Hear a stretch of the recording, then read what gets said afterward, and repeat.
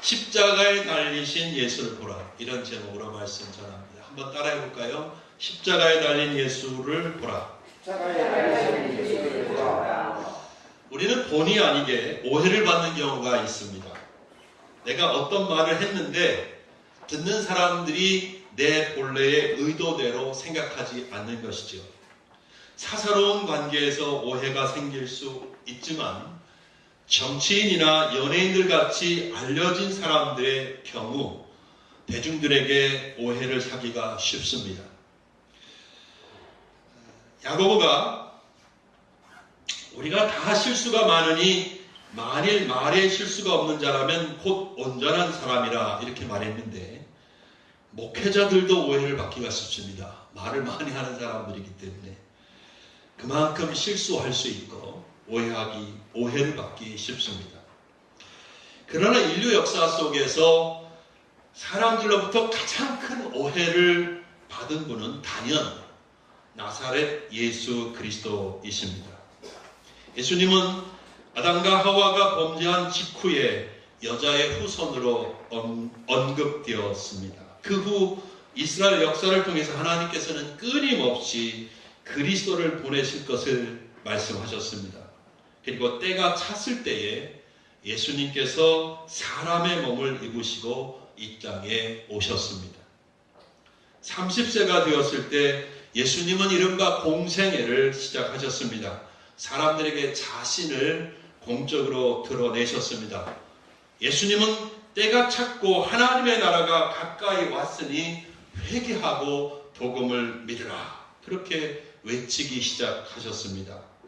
의인을 부르러 온 것이 아니라 죄인을 불러 회개시키러 왔노라고 하시면서 세리나 창기 같은 이들의 친구가 되어 주셨습니다. 한편 예수님은 표적과 기사를 행하셨습니다. 물로 포도주를 만드셨습니다. 귀신 들린 자에게서 귀신을 내어 쫓아내셨습니다. 그 당시 어떤 의사도 고칠 수 없는 각종 질병을 말씀 한마디로 고쳐주셨습니다. 나면서부터 소경된 자의 눈을 고치셔서 보게 하셨습니다. 심지어 죽은 자도 다시 살려내셨습니다. 보리떡 5개와 물고기 2마리로 여자와 어린아이를 제외하고 5,000명이나 되는 사람들을 충분히 먹이셨습니다. 바다 위를 평지처럼 걸으셨습니다. 바람과 바다를 말씀 한마디로 잔잔케 하시는 권세 있는 분이셨습니다. 예수님은 하나님이 아니시면 결코 할 수 없는 일들을 행하심으로써 자신이 하나님이심을 드러내셨습니다. 그래서 많은 사람들이 예수님을 따라다녔습니다. 그러나 사람들은 세상에 구주로 오신 예수님을 온전히 알아보지 못하고 오해를 했습니다. 떡을 먹고 배불렀기 때문에 예수님을 따르는 사람들이 많았습니다. 그들은 억지로 예수님을 자기들의 임금으로 삼으려고 했었습니다. 예수님을 로마로부터 이스라엘을 해방시킬 정치적 메시아로 오해했던 것이죠. 심지어 세례 요한조차도 사람을 보내서 오실 그이가 당신이오니까 우리가 다른 일을 기다리리까 하고 물어보기까지 했습니다. 어쨌든 대중들 속에서 예수님의 인기는 하늘로 치솟고 있었습니다. 예수님을 알아보지 못한 사람들 중에는 바리새인이나 서기관, 사두개인 같은 종교 지도자들도 있었습니다. 그들은 예수님께서 참으로 하나님의 아들이시며 세상에 구주셨지만 알아보지를 못했습니다. 대중들의 인기를 사고 있는 예수님을 질투했습니다. 그 질투는 신성 모독의 죄를 뒤집어 씌워서 예수님을 죽이려고 하는 데까지 갔습니다. 예수님의 공생의 3년 동안 예수님을 따르는 사람이든지 예수님을 질시했던 종교 지도자들이든지 모두 예수님을 오해했습니다. 대중들은 예수님이 자신들에게 빵을 주실 수 있고 병을 고치시며 모든 문제를 해결해 주실 것이라고 생각했습니다. 뿐만 아니라 로마로부터 해방시켜 줄 위대한 지도자라고 생각했습니다. 종교 지도자들은 항상 예수님을 향하여 분노와 질투를 갖고 있었습니다. 이런 오해는 예수님께서 예루살렘에 입성하고 있는 순간에도 그대로 이어졌습니다. 대중들은 예수님을 열렬히 환영했습니다. 본문 17절과 18절에 따르면 그들이 예수님을 환영한 결정적 이유는 예수님께서 나사로를 무덤에서 불러내서 살리는 것을 본 한 증인의 말을 들었기 때문이었다고 기록하고 있습니다. 즉 대중들은 예수님께서 그 능력을 사용하셔서 로마를 멸망시키고 이스라엘을 구원하기를 열망했던 것입니다. 그래서 예루살렘 거민들은 종려나무 가지를 흔들었습니다. 서울 남교회 황영익 목사님께서 쓰신 종려나무에 담긴 아름다운 의미라는 칼럼에 성경에서 종려나무가 갖는 영적인 의미와 상징을 밝혀주셨습니다. 먼저 종려나무는 승리를 상징합니다. 부채살처럼 곱게 뻗는 그 나무의 모양은 찬란한 빛의 형상이며 승리와 영광을 나타냅니다. 둘째로 종려나무는 안식과 풍요를 상징합니다. 셋째로 종려나무는 찬양의 나무입니다. 예루살렘 거민들은 이런 상징적 의미를 가진 종려나무 가지를 들고 흔들면서 이렇게 외쳤습니다. 13절 말씀입니다. 호산나 찬송하리로다 주의 이름으로 오시는 이 곧 이스라엘의 왕이시여. 호산나는 우리를 구원하소서라는 뜻입니다. 즉 예루살렘 거민들이 종려나무 가지를 들고 예수님을 왕이라고 부르며 호산나를 외친 이유는 예수님께서 로마의 압제로부터 이스라엘을 해방시키시고 안식과 풍요를 줄 것을 기대했기 때문입니다. 예수님께서 그들에게 가져다 줄 정치적인 해방과 풍요로운 삶을 열망했던 것입니다. 반면에 바리새인들은 예수님을 환영하는 인파를 보면서 역시 다시 질투를 느끼고 예수님을 죽이려는 그들의 시도가 숲으로 돌아가고 있다고 생각했습니다. 19절 말씀입니다. 바리새인들은 서로 말하되 볼지어다 너희 하는 일이 쓸데없다. 보라 온 세상이 그를 따르는도다 하니라. 여러분 지금도 예수님에 대해 오해하고 있는 사람들이 참 많습니다. 예수님의 신성을 부인하고 예수님이 행하신 모든 초자연적인 기적을 부인하는 자유신학하는 사람들.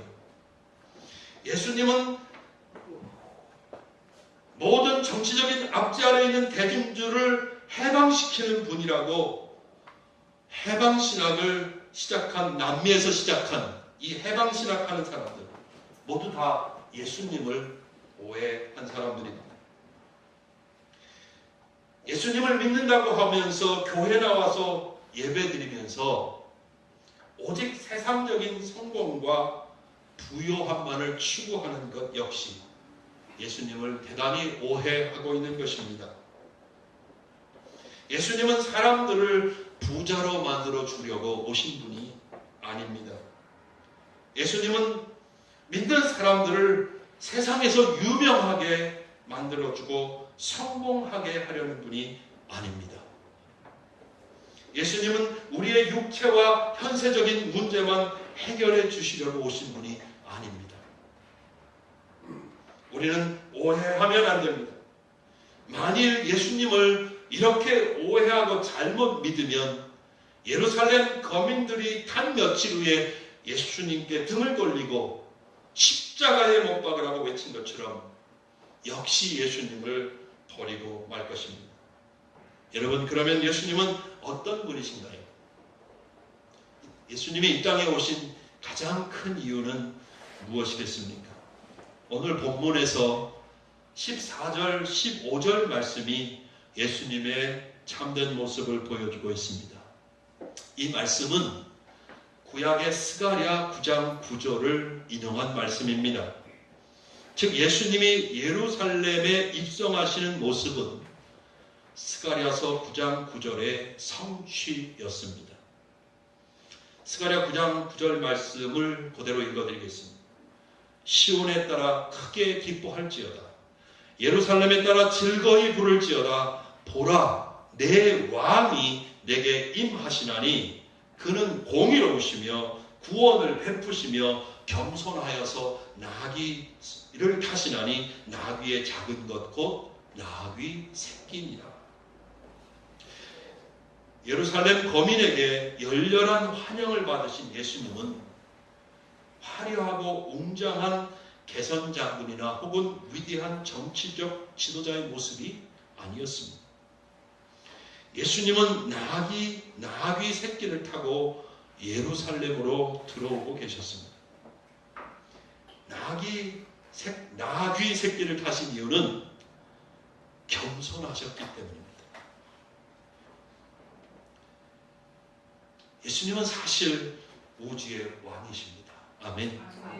모든 주의 주시며 왕의 왕이십니다. 세상의 그 어떤 왕보다 권세자보다 높으시고 귀하신 분입니다. 하늘과 땅의 모든 권세를 붙잡고 계신 분입니다. 그러나 예수님은 스스로 낮아지셨습니다. 인간의 몸을 입으시고 이 세상에 오셨을 때 예수님은 사관에 있을 곳이 없어 마국간에 태어나시고 말구유에 누우셨습니다. 우주의 왕이신 그분이 자신을 낮추시고 인간이 되신 것입니다. 그리고 우리 죄를 짊어지셨습니다. 스스로 기꺼이 하나님 앞에 죄인이 되셨습니다. 사람들의 멸시와 조롱을 묵묵히 당하셨습니다. 그리고 십자가에 매달리셨습니다. 그 무지막지한 고통을 다 견뎌내셨습니다. 우리를 구원하시기 위해 우리 대신 하나님의 심판을 받으셨습니다. 하나님께서 오늘 우리에게 원하시는 것은 이렇게 십자가에 달리신 예수님을 바라보는 것입니다. 고난을 당하시고 십자가에 달리신 주님을 바라볼 때 비로소 우리는 예수님을 올바로 알고 믿을 수 있습니다. 첫째로 예수님은 우리를 죄에서 구원하신 분입니다. 예수님은 우리를 죄에서 그리고 그 죄로 인한 사망과 저주에서 구원하신 분입니다. 만일 예수님이 단순히 우리의 육체와 현세의 문제만 해결해 주시기 위해서 오신 분이라면 고난당하고 십자가에 죽으실 필요가 없습니다. 예수님이 십자가에서 죽으신 것은 우리의 죄 때문입니다. 우리는 우리 죄 때문에 저주와 영원한 지옥의 형벌을 받아야만 하는 운명이었지요. 그러나 사랑이신 하나님은 아들 예수님을 보내주셨고 우리 죄를 짊어지시고 우리 대신 십자가에 죽으셨습니다. 그래서 입술로 예수님을 구주로 고백하고 마음으로 믿으면 죄와 사망에서 구원을 얻습니다. 그러나 예수님이 자기의 죄 때문에 십자가에 죽으신 것을 모르면 그는 죄 용서와 구원을 받을 수가 없습니다. 어제 전도하러 나가니까 이 편의점 앞에 거기 서서 제가 늘 전도하는데 어떤 할머니가 서서 뭔가를 나눠주고 있었던 거예요. 알고 보니까 파수대라는 유인물을 나눠주는데 아시죠? 그 할머니는 여호와의 증인이었습니다. 저도 그 자리에서 전도하는 사람이니까 무시하고 옆에 서서 가까이 이렇게 서서 휴지 전도지를 나눠주면서 전도하고 있었어요. 할머니가 저한테 오시더니 갑자기 요한복음 11장 25절을 암송하는 거예요. 예수께서 이르시되 나는 부활이요 생명이니 나를 믿는 자는 죽어도 살겠고 물은 살아서 나를 믿는 자는 영원히 이 땅에서 죽지 아니하리라. 눈치채셨어요? 이거 모르면 속는 겁니다. 영원히 죽지 않는다는 말은 맞는데 이 땅에서 영원히 죽지 않고 살리라 이렇게 말했어요. 성경에 없는 말입니다. 할머니는 저에게 막 얘기했어요. 여호와의 증인은 천국과 지옥을 믿지 않습니다. 할머니가 말하기를 예수님은 천국과 지옥을 만들지 않았대요. 그들은 이 땅에서 영원히 산다고 믿습니다. 이들은 성경을 믿지 않는 사람들입니다. 아니면 성경을 자기 마음대로 해석하는 사람들이죠. 사도 베드로가 이렇게 말했습니다. 하나님의 날이 임하기를 바라보고 간절히 사모하라. 그 날에 하늘이 불에 타서 풀어지고 물질이 뜨거운 불에 녹아지려니와 우리는 그의 약속대로 의가 있는 곳인 새 하늘과 새 땅을 바라보도다. 베드로후서 3장 12절 13절 말씀입니다. 여러분 이 땅은 이 하늘은 다 불에 타고 없어지고 녹아져 버립니다. 근데 여호와의 증인들은 이 땅에서 영원히 살 거라고 가르치고 믿습니다. 천국과 지옥이 없대요. 이 땅에서 살 거래요. 모든 사람들이 다 행복하게. 여러분 근데 천국과 지옥은 있습니다. 아멘? 우리 대신 십자가에 죽으신 예수님을 믿고 죄를 용서받은 사람들은 구원을 받아서 천국에 갑니다.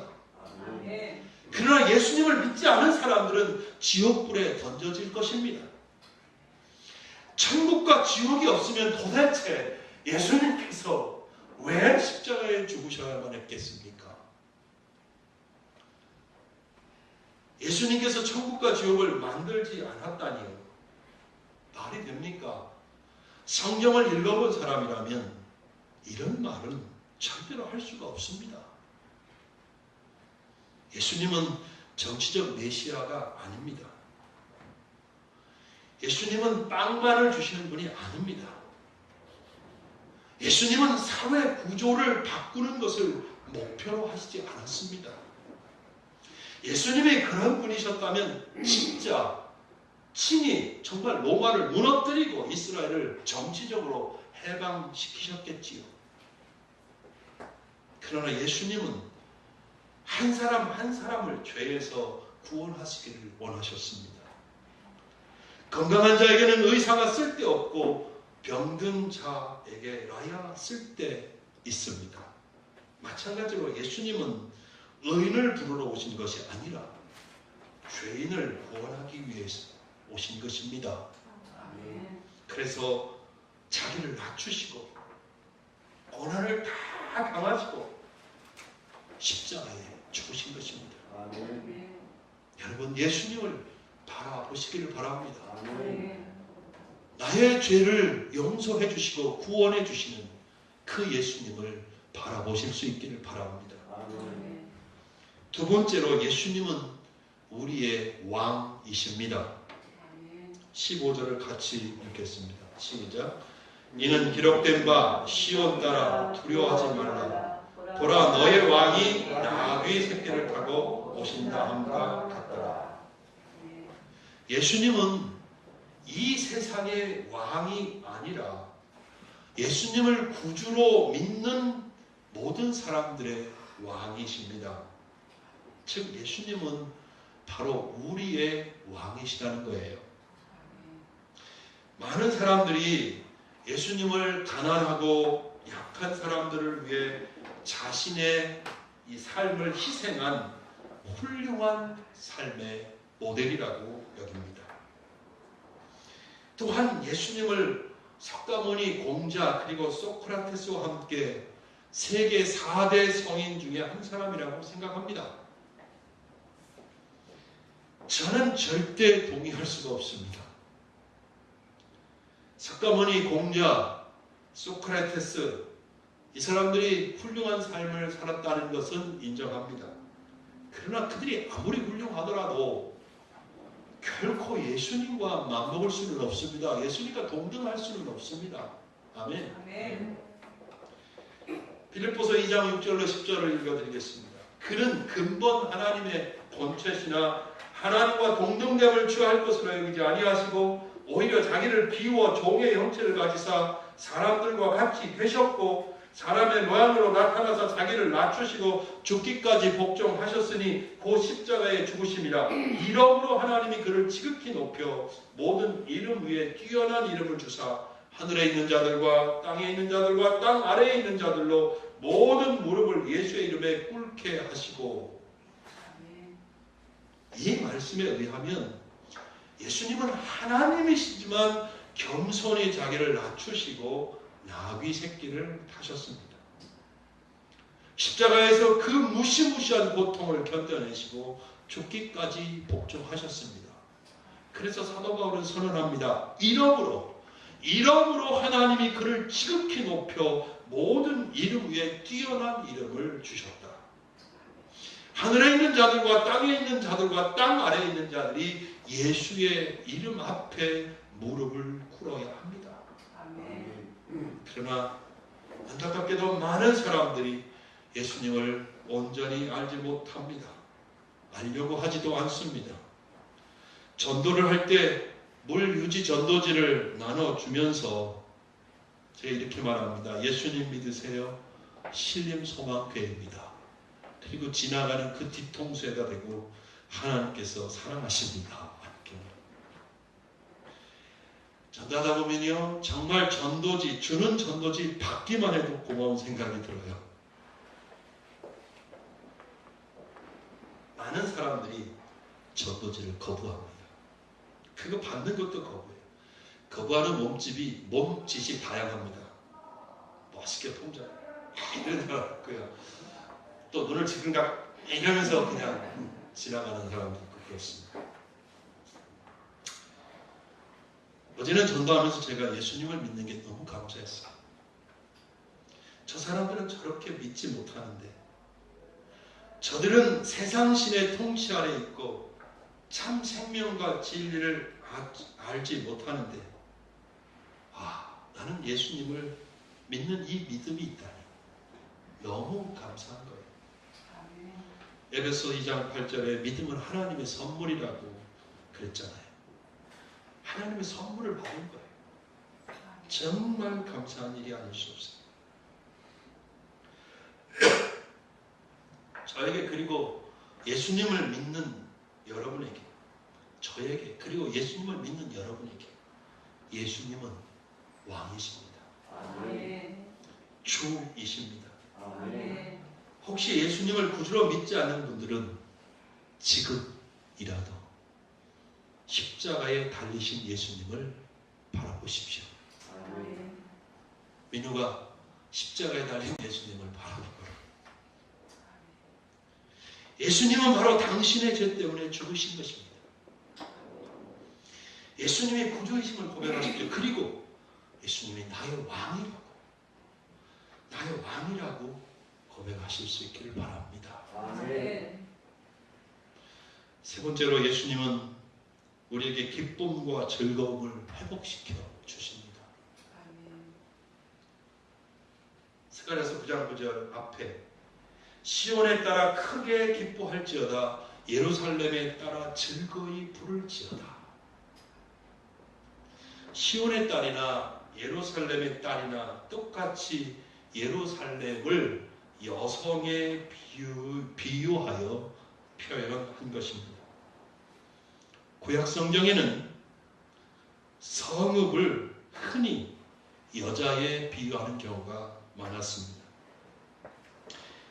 예루살렘을 시온의 딸로 부른 것은 하나님께서 예루살렘을 택하시고 특별하게 하셨으며 하나님 보시기에 기쁘고 즐거운 곳이었기 때문입니다.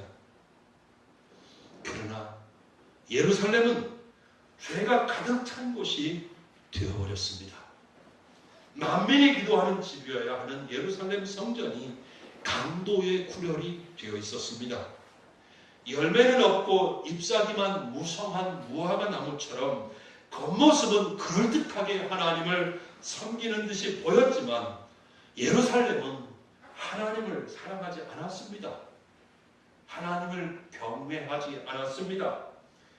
누가는 예수님께서 예루살렘을 바라보시면서 우셨다고 기록했습니다. 앞으로 일어날 예루살렘의 멸망을 내다보셨기 때문입니다.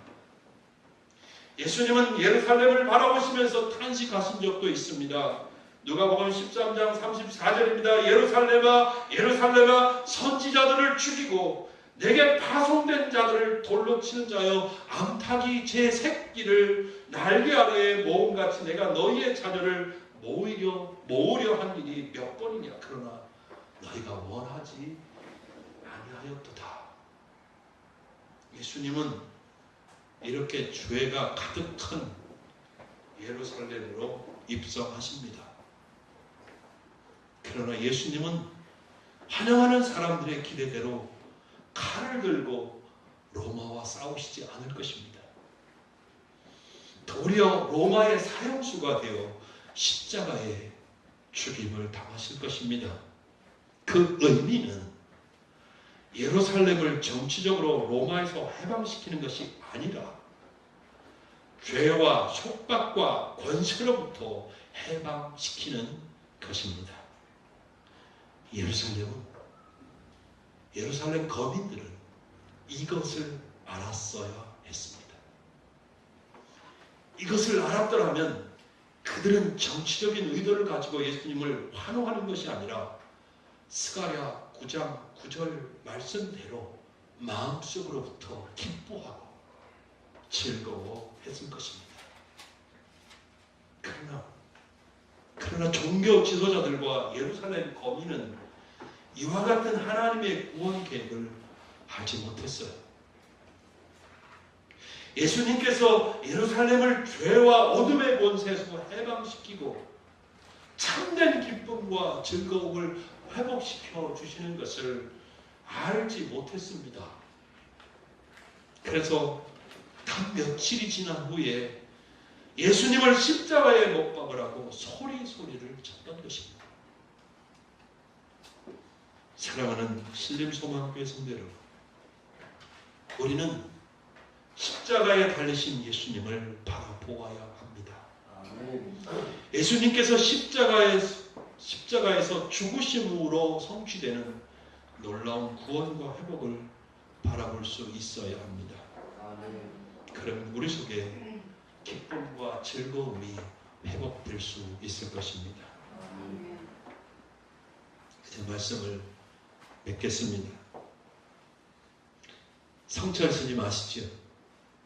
네. 성철 스님이 죽을 때 어떤 유언을 남겼는지 알고 계십니까? 그것도 아십니까? 산은 산이여 물은 물이여 이것만 알죠? 더 알아요? 이렇게 유언했습니다. 내 죄는 산보다 높고 바다보다 깊은데 내 어찌 감당하랴. 내가 80년 동안 포교한 것이 헛것이로다. 우리는 구원이 없다. 죄값을 해결할 자가 없기 때문이다. 그렇게 말했습니다. 성철 스님의 딸이 있었는데 필희라는 분인데 가족과 54년을 단절하고 살았어요. 근데 임종할 때 딸을 찾았습니다. 딸에게 말합니다. 필희야, 내가 잘못했다. 내 인생을 잘못 선택했다. 나는 지옥에 간다. 그랬습니다. 그가 얼마나 초인적인 그런 자기를 이기는 극기 수행을 했는지 우리가 잘 알잖아요. 8년 동안 자기 묵지를 하는 거예요. 그리고 12년 동안이나 자기 암자에 철조망을 둘러치고 아무도 못 오게 하고 사람들을 안 만나는 거죠. 그런 수행을 통해서 큰 깨달음을 얻었고 성불의 경지에 이르렀다고 평가받았습니다. 그러나 그는 마지막에 천취의 한을 토로했다고 합니다. 그냥 전해지는 것이 아니고요. 1993년 11월 5일자 그 당시 조선일보, 동아일보, 경향신문, 중앙일보에 다 기사화됐던 이야기입니다. 영어, 중국어, 독일어, 일본어, 프랑스어를 능통하게 하고 불교의 모든 교리를 통달했던 학승이고 어마어마한 수행을 통해서 성불의 경지에 올랐던 사람이 죽을 때 나는 지옥에 간다. 그러면서 죽은 거예요. 종려주일입니다. 예루살렘 거민이 종려가지를 들고 호산나를 외치며 입성하시는 예수님을 환영했기 때문에 우리가 종려주일이라고 부르는 거예요. 그들은 환영했지만 인생의 가장 근본적인 문제가 죄이고 그 죄를 용서받고 구원받는 것이 가장 중요한 것을 알지 못했습니다. 예수님이 가져오시는 영적인 구원과 회복을 알지 못했습니다. 자기들의 죄 때문에 예수님이 십자가에 죽으셨지만 아무도 알지 못했습니다. 아주 극소수의 사람만 알았습니다. 저는 오늘 여러분들이 십자가에 달리신 예수님을 바라보실 수 있기를 바랍니다. 아멘. 예수님을 바라보심으로써 그분께서 우리를 죄에서 구원하시는 분이라는 사실, 우리의 왕이시라는 사실, 우리에게 기쁨과 즐거움을 회복시켜 주신 분임을 깨달아 아실 수 있기를 바랍니다. 아멘. 여러분, 성철 스님처럼 천추의 한을 품고 삶을 마감하면 안 되지 않습니까? 십자가에 못 박히신 예수님을 알지 못하면 인생은 아무것도 아닙니다. 반드시 허무하다고 고백할 수밖에 없을 것입니다. 그리고 어떤 인생을 살았건 마지막 순간에 아주 두려워하면서 삶을 마감하게 될 것입니다. 사랑하는 여러분, 오늘 이 종려주일에 십자가에 못 박히신 예수님을 바라보실 수 있기를 주의 이름으로 축복합니다. 아멘. 기도하겠습니다.